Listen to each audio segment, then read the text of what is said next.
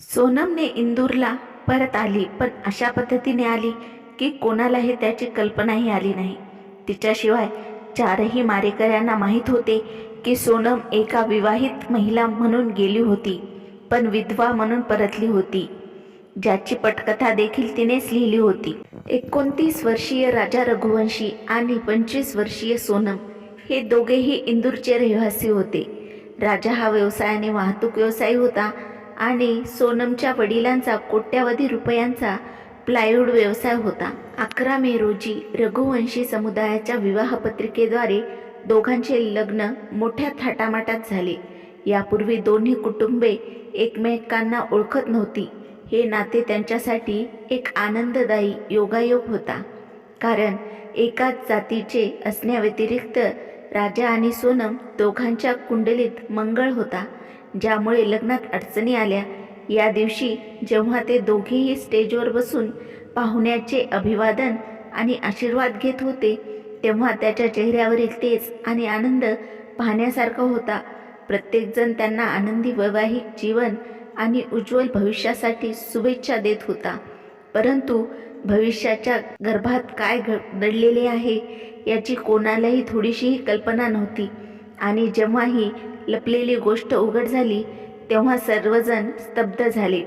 प्रकरण असे होते की जर आपण ते थोडक्यात आणि क्रमाक्रमाने समजून घेण्याचा प्रयत्न केला तर कथा अशी बाहेर येते. त्यासाठी कथा शेवटपर्यंत ऐका. चॅनेलवर नवीन असाल तर प्लीज माझ्या चॅनेलला सबस्क्राईब करा. लग्नानंतर एक आठवडा धार्मिक विधी, पाहुण्यांना भेटणे आणि स्थानिक परिसरात दौरा करण्यात गेला. दोन्ही कुटुंबामध्ये आनंदाचे वातावरण होते, परंतु लग्नापूर्वी सोनम खूप नाराज होती. तिच्या मनात एक धोकादायक कट रचला गेला होता. या काळात दोघांनीही त्यांच्या हनीमूनची योजना आखली आणि शेवटी सोनमच्या आग्रहावरून त्यांनी मेघालयला जाण्याचा निर्णय घेतला. राजाने त्याच्या व्यवसायासंदर्भात अनेक शहरांना भेट दिली होती, परंतु तो ईशान्य भारताला भेट दिली नव्हती, म्हणून मेघालयला निवडण्यात आले. मेघालयला जाण्याचा सोनमचा आग्रह असल्याने तिच्या पतीची संमती मिळताच तिने लगेच 20 मेसाठी आरक्षण केले. परंतु नवीन सुनेचा खरा हेतू कोणालाही समजू शकला नाही. लग्नानंतर तिने धार्मिक स्थळांना भेट देण्याची परंपरा देखील पाळली आणि सर्वप्रथम बेंगळूर मार्गे कामाख्या मंदिरात गेली आणि देवीचा आशीर्वाद घेतला. सर्वांना माहीत आहे की आसाममधील गुवाहाटी येथील कामाख्या मंदिर तांत्रिक विधीसाठी प्रसिद्ध आहे. 21 मे रोजी दोघेही शिलाँगला गेले आणि तेथे बालाजी गेस्ट हाऊसमध्ये राहिले. स्थानिक दर्शनासाठी त्यांनी किटिंग रोडवरील एका दुकानात एक ॲक्टिवा भाड्याने घेतला आणि गेस्ट हाऊसमध्ये परत येऊन झोपले. दुसऱ्या दिवशी सकाळी म्हणजे 22 मे रोजी दोघांनी बालाजी गेस्ट हाऊसमधून चेकआउट केले. पण निघताना त्यांनी मॅनेजरला सांगितले की आपण 25 मेपर्यंत परत येऊ शकतो आणि गरज पडल्यास पुन्हा खोली घेऊ शकतो. सकाळी दोघांनीही हॉटेलमध्ये नाश्ता केला आणि शिलाँगहून चेरापुंजीला स्कूटरने निघाले. त्यावेळी सोनम खूप अस्वस्थ होती आणि वारंवार राजापासून दूर जात होती आणि कोणाला तरी संदेश पाठवत होती. खरं तर ती लोकेशन शेअर करत होती. संध्याकाळपर्यंत फिरल्यानंतर दोघांनी शिपारा होमस्टे येथे रात्र काढली. 23 मे रोजी सकाळी दोघेही शिपारा गेस्ट हाऊसमधून चेकआउट केले आणि वेसावंग धबधब्याकडे ट्रेकिंगसाठी निघाले. या दरम्यान दोघेही फोनवर त्यांच्या कुटुंबातील सदस्याशी सतत संपर्कात होते आणि त्यांना त्यांच्या सहलीबद्दल सांगत होते. त्यामुळे कुटुंबातील सदस्य दोघेही एन्जॉय करत आहेत याबद्दल काळजी करत होते, परंतु प्रत्यक्षात त्याच्यापैकी कोणीही हनीमून एन्जॉय करत नव्हते. हो, राजा निश्चितच सोनमच्या तालावर नाचत होता. त्याच दिवशी दुपारी 1:30 वाजता राजाने त्याची आई उमादेवी यांच्याशी फोनवर बोलून सांगितले की ते शिखरावर पोहोचले आहेत आणि फळे खात आहेत. त्यानंतर थोड्याच वेळात सोनमने तिच्या सासूला एक ऑडिओ मेसेज देखील पाठवला, ज्यामध्ये तिने सांगितले की आता आपण चढत आहोत आणि नंतर बोलू. सोनमचा आवाजात थकवा स्पष्टपणे दिसत होता. उमादेवींनी तिला आठवण करून दिली की आज तिला उपवास करायचा आहे. संभाषणादरम्यान सोनमने तिच्या सासूला असेही सांगितले की येथे उपवासासाठी खाण्यापिण्यासाठी काही खास नाही. तिने काही काळापूर्वी कॉफी प्यायली होती. त्यानंतर त्यांचा त्यांच्या कुटुंबातील सदस्यांशी संपर्क अशा प्रकारे तुटला की तो पुन्हा स्थापित होऊ शकला नाही. दोघांचेही कुटुंब त्यांच्या फोनवर कॉल करत राहिले, पण प्रत्येक वेळी त्यांचे मोबाईल बंद आढळले. त्यामुळे सर्वांना काळजी वाटायला लागली. त्यांच्या शहरात 1-2 तासापेक्षा जास्त काळ एखाद्याचा फोन संपर्कात आला नाही तर कुटुंबातील सदस्य काळजी करू लागतात. तेव्हा हे दोघे सुमारे 2185 किलोमीटर अंतरावर असलेल्या शिलाँगच्या घनदाट जंगलात होते. नेटवर्कमध्ये समस्या असू शकते आणि त्यामुळे कॉल येत नव्हता असे गृहीत धरले जात होते, पण समस्या काहीतरी वेगळीच होती आणि इतकी धोकादायक होती की मित्रांनो, हे ऐकून धक्काच बसला. जेव्हा त्यांच्याशी संपर्क होऊ शकला नाही तेव्हा दोघांच्याही कुटुंबियांना काळजी वाटली. मग कुटुंबातील सदस्यांनी शिलाँगला जाऊन काय घडले ते पाहण्याचा निर्णय घेतला. काहीतरी अनुचित घडण्याच्या भीतीने सर्वांना मनात थरथर कापत होते. राजाचा भाऊ विपिन आणि सोनमचा भाऊ गोविंद तात्काळ आपत्कालीन विमानाने शिलाँगला पोहोचले आणि दोघांचा शोध घेण्यास सुरुवात केली. त्यांनी गुगल मॅपद्वारे जवळचे ठिकाण शोधले. तेव्हा त्यांना ॲक्टिवा भाड्याने घेतलेल्या व्यक्तीची माहिती मिळाली, ज्यामुळे त्यांना अंधारात प्रकाशाचा किरण मिळाला.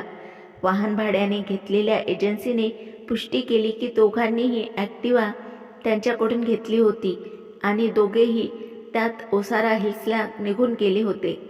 त्यांनी स्थानिक पोलिसांची मदत घेतली, पण दोघांच्याही मते पोलिसांनी विशेष रस दाखवला नाही. त्यांचे एक कारण भाषेची समस्या होती. गोविंद आणि सचिनने पाहिलेल्या प्रकाशाचा किरण डोंगराळ भागात ॲक्टिवा सोडून पडलेल्या आढळल्याने विझला. दोघांनीही इंदूरचे पोलीस आयुक्त संतोष सिंह यांच्याशी बोलून मदतीची विनंती केली. आयुक्त साहेबांनी तपासाची जबाबदारी गुन्हे शाखेचे DSP राजेश कुमार त्रिपाठी यांच्याकडे सोपवली, जे शिलाँग पोलीसच्या सतत संपर्कात होते. इंदूर येथील रघुवंशी दाम्पत्य शिलाँगमधून गूढपणे गायब झाले आहे आणि आत्तापर्यंत त्यांच्याबद्दल कोणताही सुगावा लागलेला नाही. ही बातमी इंदूरपासून मध्य प्रदेश आणि देशभरात वाऱ्यासारखी पसरली. इंदूरमध्ये दररोज आणि तासाभराने हा सस्पेन्स वाढत होता. जेव्हा जेव्हा कोणतीही नवीन गोष्ट जी खरोखर जुनी होती ती उघडकीस येत असे, तेव्हा प्रत्येकजण आपापले अंदाज बांधू लागला आणि सांगू लागला. ओळखीचे मित्र आणि नातेसंबंध म्हणजे शुभचिंतक राजा आणि सोनमच्या घरी तिची तब्येत विचारण्यासाठी आणि सहानुभूती व्यक्त करण्यासाठी येऊ लागले. कमी होण्याऐवजी दोन्ही कुटुंबाचा रक्तदाब आणि ताण वाढत होता. शिलाँगमध्ये संध्याकाळी शोध दरम्यान ॲक्टिवापासून थोड्या अंतरावर असलेल्या एका नाल्यात एक रेनकोट आणि 2 बॅगा सापडल्या. त्या कुटुंबाशी संबंधित अर्पित चौहान यांनी इंदूरमध्ये माध्यमांना सांगितले की या प्रकरणात पोलीस अधिकाऱ्यांची बैठक सुरू आहे आणि त्यांना इंदूर आणि शिलाँग पोलिसांकडून मदत मिळत आहे. हे प्रकरण अत्यंत गंभीर टप्प्यावर पोहोचले होते, ज्यामध्ये आता फक्त विविध प्रकारचे संशय उरले होते आणि सोशल मीडियावर या गूढ प्रकरणाची भर पडली होती.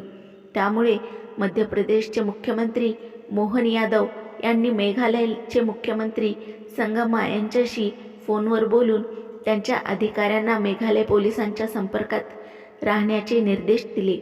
मध्य प्रदेशचे आणखीन एक वरिष्ठ मंत्री कैलाश विजयवर्गीय यांनी केंद्रीय गृहमंत्री अमित शहा यांना मदतीची विनंती केली.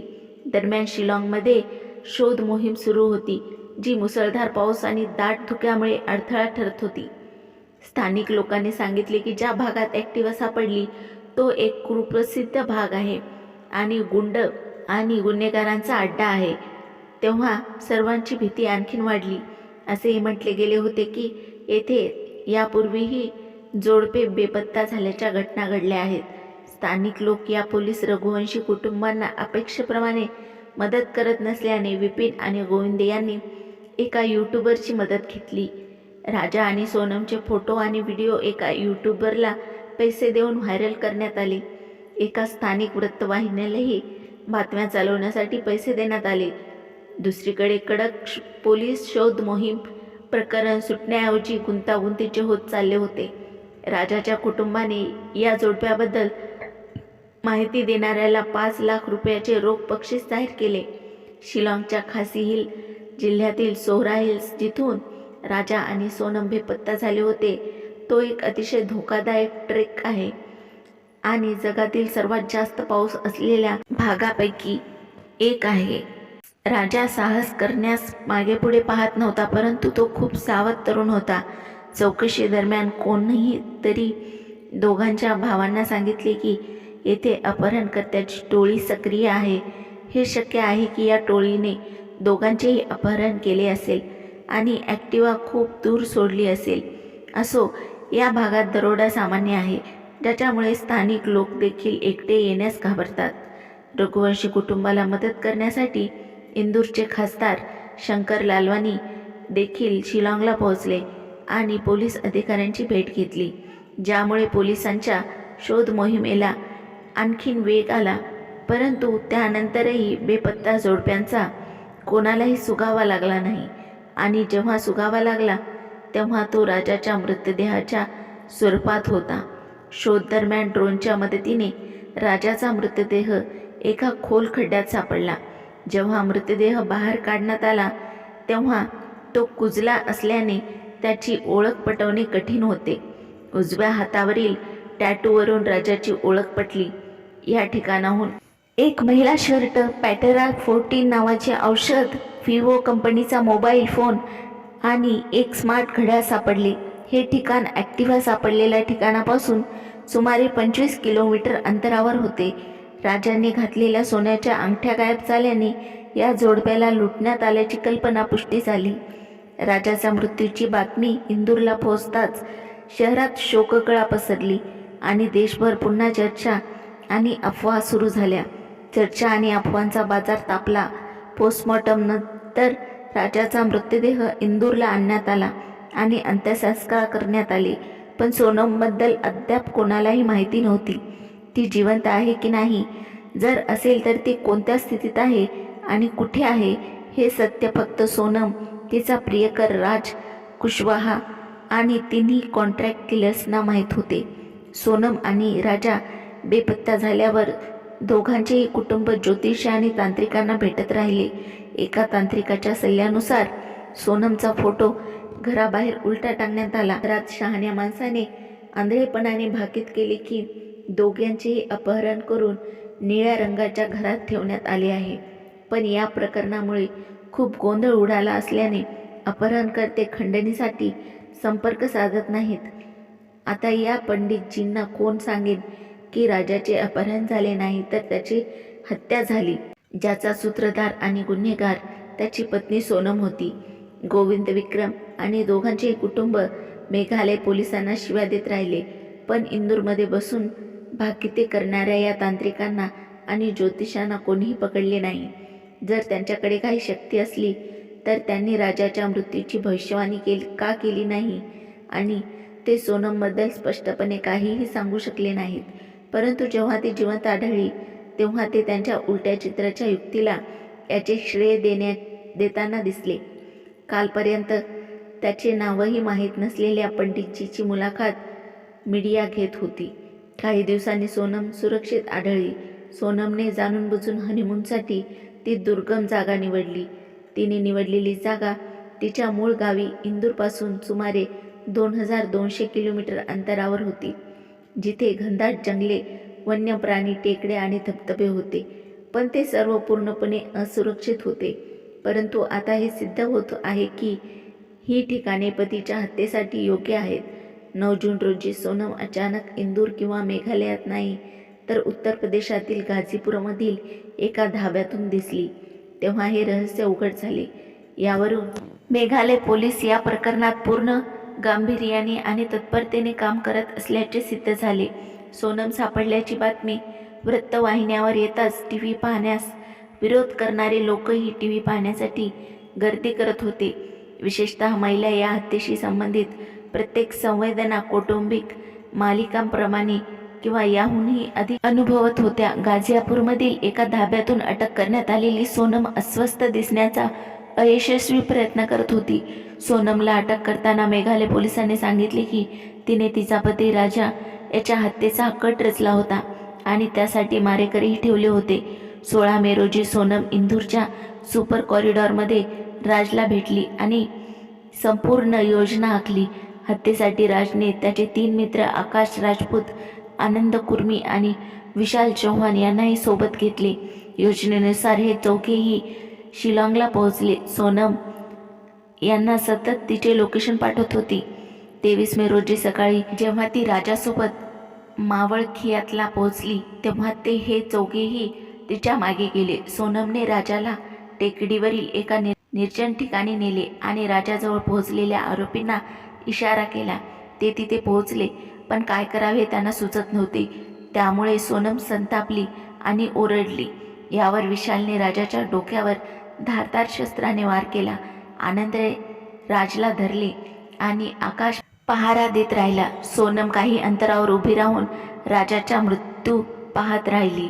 त्यानंतर सर्वांनी बेशुद्ध राजाला खोल खाईत ढकलले.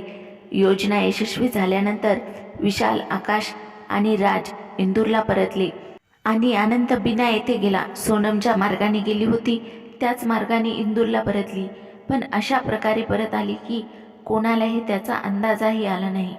तिच्याशिवाय 4ही मारेकऱ्यांना माहीत होते की सोनम विवाहित महिलेच्या रूपात गेली होती, परंतु विधवा म्हणून परतली होती, ज्याची स्क्रिप्ट देखील तिने स्वतः लिहिली होती. आता हे सर्व अनुभवी तरुण खुनी तुरुंगात आहेत, ज्यांना असा भ्रम होता की त्यांना कोणीही पकडू शकत नाही.